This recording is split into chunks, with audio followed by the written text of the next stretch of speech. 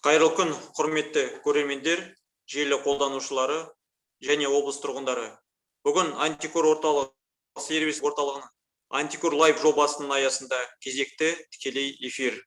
Бізде бүгін тікелей эфирде Қарағанды индустриялық университет жанындағы техника-экономикалық колледжінің директоры Хамитов Сапар Бағдатұлы. Добрый день, уважаемые зрители, пользователи социальных сетей и жители нашей области. Сегодня в сервисном центре Антикор орталога очередной прямой эфир в рамках проекта Антикор Лайв. У нас в прямом эфире директор технико-экономического колледжа при Карагандинском индустриальном университете Хамитов Сапар Багдатович. Бірінші сауал кезек берсек, оқу орнында сыбайлас жемқорлыққа қарсы саясат қалай жүзеге асырылады, қандай алдын ала шаралар қолданылады? Сапар Бағдатұлы, сөз сізде. Қайырлы күн, Бейбіт Қайыржанұлы, қайырлы күн, әріптестер. Сіздердің назарларыңызға мемлекеттік тілде Қарағанды индустриялық университеті жанындағы техника-экономикалық колледжінде сыбайлас жемқорлыққа қарсы саясат қалай жүзеге асырылатындығы мен қандай алдын алу шаралары қабылданып жатқанымен таныстырғым келеді. Техника-экономикалық колледжі Қарағанды индустриалдық университетінің құрылымдық бөлімшесі болып табылады. Және 2016 жылдың қыркүйегінен бастап білім туралы Қазақстан Республикасының заңы және білім беру қызметін реттейтін басқа да заңнамалық актілер негізінде, сондай-ақ Қазақстан Республикасының заңнамасы аясында құрылтай құжаттарына сәйкес техникалық және кәсіптік білім беру бағдарламалары бойынша жұмыс жасайды. Қарағанды индустриалдық университеті жанындағы техника-экономикалық білім колледжі білім беру қызметін жүзеге асыру лицензиясына сәйкес 9 мамандық бойынша орта буын мамандарын техникалық және кәсіптік білім беру бағдарламаларын іске асыра отырып дайындап шығарады. Келесі мамандықтар: менеджмент, есеп және аудит, жылу техникалық жабдық және жылумен қамтамасыз ету жүйелері, электр және электромеханикалық жабдығын техникалық пайдалану, қызмет көрсету және жөндеу, автомобиль көлігіне техникалық қызмет көрсету және жөндеу және пайдалану, қара металдар металлургиясы, бағдарламалық қамтамасыз ету, ғимараттар мен құрылыстарды салу және пайдалану, өнеркәсіп машиналар мен жабдықтарын пайдалану және техникалық қызмет көрсету.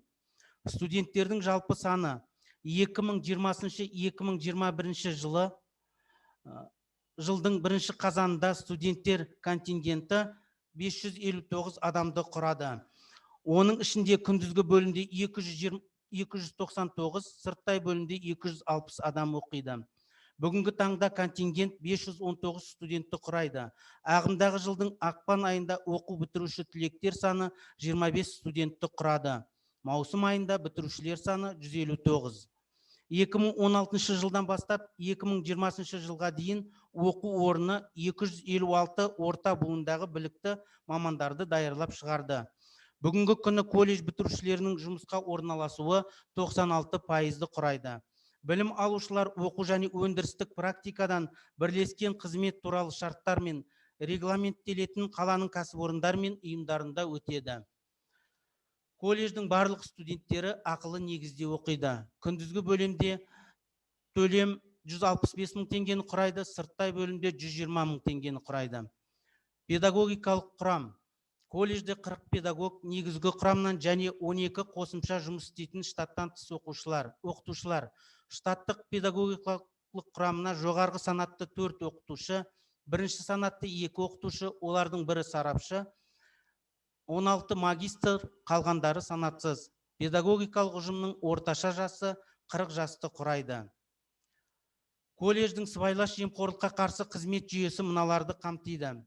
Колледждің әдеп және сыбайлас жемқорлыққа қарсы іс-қимыл жөніндегі уәкілі басқаратын білім беру, тәрбие және әкімшілік шаруашылық қызметіне сыбайлас жемқорлыққа қарсы іс-қимыл шараларын жетілдіру мақсатында 31 қаңтар 2020 жылы құрылған жұмыс тобы бар. Мемлекеттік бақылау, Қазақстан Республикасы сыбайлас жемқорлыққа қарсы іс-қимыл агенттігі, Қазақстан Республикасы сыбайлас жемқорлыққа қарсы іс-қимыл агенттігінің сыбайлас жемқорлыққа қарсы қызметі, Қарағанды облысы бойынша департаменті, сарапшы серіктестер адал білім, республикалық жобалық кеңесі, Саналы ұрпақ республикалық жобалық кеңсесі, Сарыарқа адалдық алаңы жобалық кеңсесі, қоғамдық бақылау Нұр Отан партиясының Қарағанды облыстық филиалы, Нұр Отан партиясының Теміртау қалалық филиалының сыбайлас жемқорлыққа қарсы іс-қимыл жөніндегі қоғамдық кеңесі, Нұр Отан партиясының Жас Отан жастар қанаты.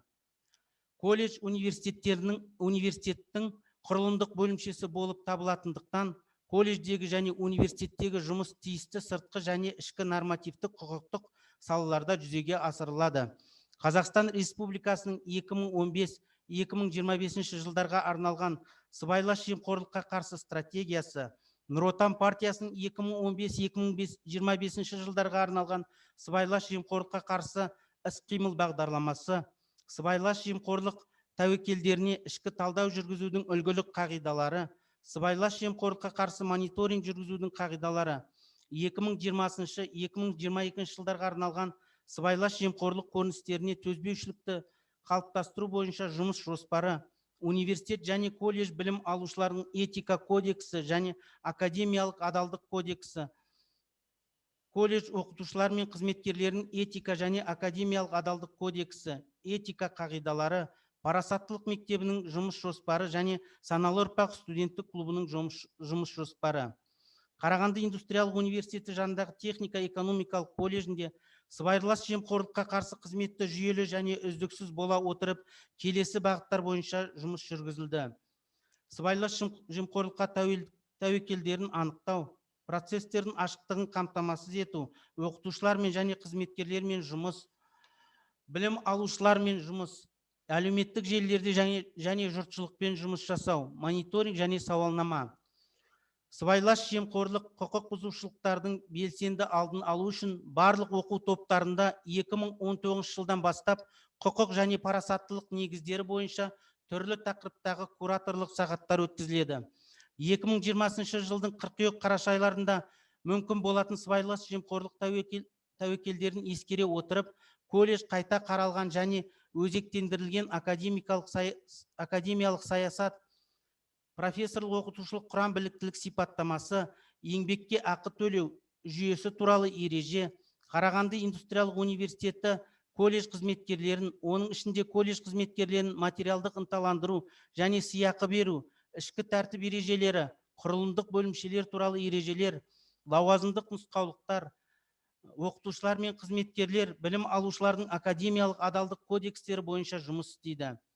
Колледж оқытушылары еңбек шарттарына байланысты жемқорлыққа қарсы талаптарды сақтау бойынша енгізілген қосымша шарттар және академиялық адалдықты сақтамағаны үшін енгізілген жауапкершілік шаралары туралы таныстырылды. Университеттің сыбайлас жемқорлыққа қарсы стратегиясының тиімділігін арттыру мақсатында біздің оқу орнымыздың базасында облыстағы алғашқы парасаттылық мектебі құрылды. Оған колледж оқытушылар мен студенттері қатысады. Оқытушылар, қызметкерлер және білім алушылар үшін дәрістер, семинарлар, тренингтер, оның ішінде Қазақстан Республикасының сыбайлас жемқорлыққа қарсы іс-қимыл агенттігінің Қарағанды облысы бойынша департаментінің превенция және парасаттылық басқармасының қатысуымен өткізіледі. Біз сыбайлас жемқорлыққа қарсымыз айлықтары, жастар сыбайлас жемқорлыққа қарсы тақырыбында дебаттық турнирлер, бейне материалдарды белсенді пайдалана отырып, құқықтық ағарту мәселелері бойынша кураторлық сағаттар өткізіледі. Бірінші курс апталығы кезеңінде бірінші курстың барлық студенттері ішкі тәртіп ережелерімен, академиялық адалдық кодексімен және білім алушылардың жүріс-тұрыс ережелеріне қатысты бұйрықтармен танысты. Оқу орнының кітапханасында сыбайлас жемқорлыққа қарсы арнайы бұрыш жұмыс істейді. 2019 және 2020 жылдары Қарағанды индустриялық университетінің Instagram, Facebook, әлеуметтік желілерінің аккаунттарында және оқу орнының ресми сайтында сыбайлас жемқорлыққа қарсы тәрбие беруге және сыбайлас жемқорлыққа мүлдем төзбеушілікті қалыптастыруға бағытталған 100-ден астам пост жарияланды. Сыбайлас жемқорлыққа қарсы сипаттағы бейнероликтер орналастырылды. Оның ішінде 18 бейнеролик мен сыбайлас жемқорлыққа қарсымын байқауы шеңберінде колледж студенттерімен әзірленді. Әлеуметтік желілерде сыбайлас жемқорлыққа қарсы тәрбие аясында Қарағанды индустриялық университетінде өткізілетін іс-шаралар белсенді түрде жариялануда. 2 жыл ішінде еліміздің танымал адамдарының қатысуымен 16 парасаттылық сағат өткізілді. Жыл сайын Қарағанды индустриалдық университеті медиа жоспарына сыбайлас жемқорлыққа қарсы мазмұндағы материалдарды орналастыру енгізіледі. Білім беру саласындағы агенттіктің сыбайлас жемқорлыққа қарсы бастамасы жастар арасында сыбайлас жемқорлыққа қарсы көзқарасты қалыптастыру бағытталған саналы ұрпақ жобасы болып табылады. Осы жобаны жүзеге асыру туралы саналы ұрпақ студенттік клубы 2019 жылы құрылды. Клубтың миссиясы студенттік ортада сыбайлас жемқорлыққа қарсы мінез-құлық үлгісін қалыптастыру және жаңа формациядағы сыбайлас жемқорлыққа қарсы қозғалыстың жас өкілдерін дайындау болып табылады. Клубтың белсенді мүшелері болып, колледждің 10 білім алушысы табылады. Саналы ұрпақ студенттік клубының мүшелері оқу және тәрбие қызметі бойынша қабылданған шешімдерді жоспарлау, іске асыру орындалуына мониторинг жүргізу процесіне қатысады. Саналы ұрпақ студенттік клубының парасаттылық насихаттау, сыбайлас жемқорлыққа және құқықтық білімге төзбеушілікке баулу, түрлі конкурстарға, конференцияларға, вебинар, тренингтерге, олимпиадаларға және тағы басқа қатысу нәтижелері бойынша жұмысының айтарлықтай өсуі байқалады. Соңында сыбайлас жемқорлықтың алдын алу бойынша тағы қандай бастамалар мен жаңалықтар іске асырылаты жөнінде айтқым келеді. 2020 жылдың жазында жаңа онлайн қызметтері енгізілді. Виртуалды қабылдау комиссиялары академиялық адалдық қағидаттарын сақтау мақсатында 2020-2021 оқу жылының қысқы сессиясының барлық емтихандары колледж әкімшілігі талданған прокторингпен өтті. Қызметкерлерді қабылдау және кадрлық ілгерілету жұмысы ашықтық, қолжетімділік және сыбайлас жемқорлық фактілерін жою қағидаттарын сақтай отырып жүргізіледі. Конкурс туралы хабарландыру ашық баспасөзде орналастырылады. Конкурстық комиссия жұмыс істейді. Колледждің және университеттің қаржы шаруашылық қызметінің ашықтығы, бюджетті қалыптастырудың ашық рәсімімен, құрамына білім алушылардың кіретін бюджет комиссиясының жұмысымен, ғылыми кеңесте және директорлар кеңесінде қаржылық есептілікті қараумен, жоғарғы оқу орнының қаржы шаруашылық қызметі бойынша жұртшылық үшін ашық есеппен ақшалай қаражатты оңтайлы және тиімді жұмсау қағидатын сақтай отырып, тауарларды, жұмыстар мен көрсетілетін қызметтерді жоспарлаумен және сатып алумен ректордың жұртшылық алдындағы жылдық есебімен қамтамасыз етіледі. Академиялық қызмет рәсімдерінің ашықтығын сақтау үшін талапкерлер мен білім алушылар үшін 16 қызмет электрондық форматқа ауыстырылды. Оқу орнына қабылдау үшін виртуалды қабылдау бөлмелерінің жұмысы, апелляциялық комиссияға өтінішті, емтихандарды қайта тапсыруға, емтихан сессиясын ұзартуға, емтихан тапсырудың жеке кестесіне, түрлі анықтамалар алуға, кету парақтарына, дипломға қосымшалар алуға, жатақханада орындарды бөлуге, жатақханада тұруға тіркеуге және тағы басқа бұл қызметтерді мобильді қосымша арқылы алуға болады. Google Meet және Classroom бағдарламаларының автоматтандырылған ақпараттық жүйесі арқылы білім алушылардың сабаққа қатысуы, үлгерімі, аралық және қорытынды аттестатталуды бақыланады. Емтихандардың жазбаша нысанына біртіндеп көшу жұмысы жүргізілуде. Білім алушылардың курстық және дипломдық жұмыстарын тексеру үшін антиплагиат бағдарламасы пайдаланылады. Оқу орны сыбайлас жемқорлыққа қарсы қызмет мәселелері бойынша жұртшылықпен үнемі байланыста болады. Сыбайлас жемқорлыққа қарсы іс-қимыл мәселелері колледждің педагогикалық кеңесінің отырысында үнемі қаралады. Facebook, Instagram және тағы басқа әлеуметтік желілерде тұрақты жұмыс істейтін кері байланыс жүйесін ұйымдастыру мақсатында сенім телефоны, таза сессия штабы, колледж және университет әкімшілігінің ректор мен әдеп жөніндегі уәкілдің аккаунттары жұмыс істейді. Студенттердің өтініштерін жедел қабылдау, есепке алу және қарауды қамтамасыз ету мақсатында оқу корпустары мен жатақханаларында сенім ұясы қораптары орнатылды. 2019 жылдың қыркүйек айында студенттер Жас Отан Сарыарқа адалдық алаңы облыстық жобалық кеңесімен бірлесіп ұйымдастырылған Қазақстан Республикасы жоғарғы оқу орындарында сыбайлас жемқорлық фактілерін анықтау бойынша сауалнамаға қатысты. Сыбайлас жемқорлыққа қарсы іс-қимыл туралы ақпаратты көрнекті және қолжетімді ұсыну үшін Қарағанды индустриалдық университет сайтында тұрақты негізде сыбайлас жемқорлыққа қарсы саясат қосымша беті жұмыс істейді. Оқу орнының сайтында кітапхананың Қазақстан жастары парасаттылық үшін атты жаңа парағы ашылды. 2020 жылғы 21-28 желтоқсанында парасаттылық мектебі мен саналы ұрпақ студенттік клубының жұмыс жоспарына сәйкес сыбайлас жемқорлық бала көзімен тақырыбында оқытушылар мен қызметкерлердің балалары мен немерелері арасында суреттер конкурсы өткізілді.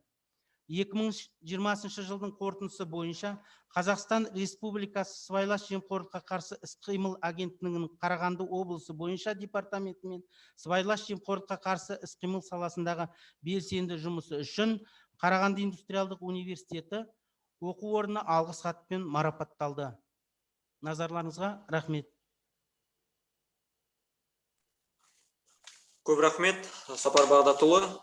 Қойылайын деп отырған екінші сұраққа да жауап өттіңіз. Саналы ұрпақ жобасы бүгін таңда бұл үлкен бір жоба.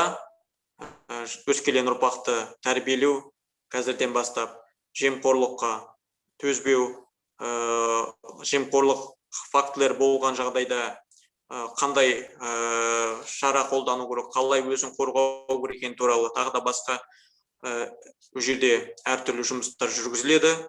Бұл бүгін таңда бұл саналы ұрпақ қана емес, адал ұрпақ мектептерде жұмыс жасап жатыр, өздеріңіз білесіздер. Сіздерден бір өтініш, бұл жұмысты күшейту бүгін таңда, және де саналы ұрпақ клубының адам санын көбейту, неғұрлым бұл жерде жалпы бүкіл студенттерді жұмылдыру. Өздеріңіз білесіздер, бүгін 10-15 студентпен ғана шектеліп қалмау. Неғұрлым көп, мысалшын біз жастарда болған тартсақ, жастармен көп жұмыс жасасақ, мен ойлаймын, өскелең ұрпақ ол қазірден бастап жемқорлық қандай қаупі бар екенін, қандай өзінің залалы бар екенін түсінетін деп ойлаймын. Болашақта жемқорлық фактілер болмау үшін. Сізге көп рахмет, Сапар Бағдатұлы, уақыт бөліп тікелей эфирге қатысқаныңызға. Құрметті көрермен, сұрақтарыңызбен ой пікірлеріңізді тікелей эфир астында қалдырып кетсеңіздер болады, міндетті түрде біз жауап береміз. Сізге көп рахмет, уақытыңызды бөліп қатысқан үшін, Сапар Бағдатұлы. Жақсы, сіздерге де көптен көп рахмет.